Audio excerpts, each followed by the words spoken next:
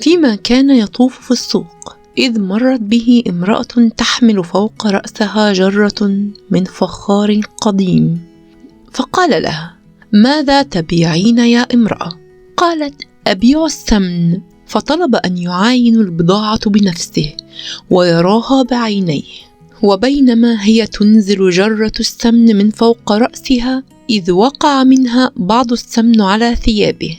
هنا غضب الرجل غضبا شديدا وهدد وتوعد، ثم قال لها: أعطني ثمن الثوب الذي أفسدته يا امرأة.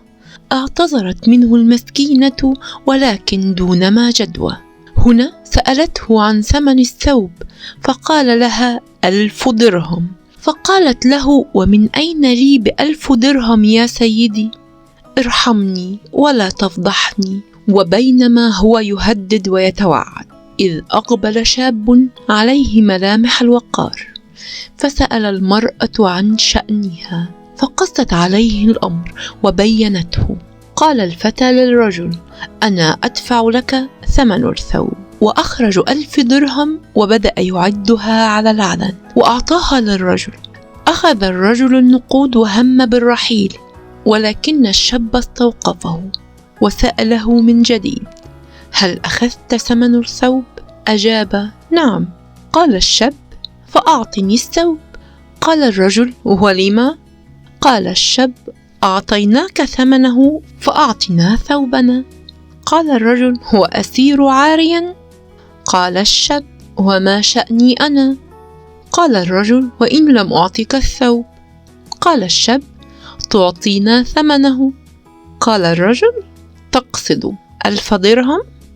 قال الشاب: لا، بل الثمن الذي نطلبه. قال الرجل: ولكنك دفعت لي 1000 درهم منذ قليل. فقال الشاب: والآن أريد ثمنه 2000 درهم. فقال له الرجل: ولكن هذا كثير. قال له الشاب: فأعطنا ثوبنا. قال الرجل: أتريد أن تفضحني؟ قال الشاب: كما كنت تريد أن تفضح المرأة المسكينة. فقال الرجل: هذا ظلم. قال الشاب: الآن نتكلم عن الظلم؟ وما قمت به ألا يسمى ظلما؟ بل هو عين الظلم.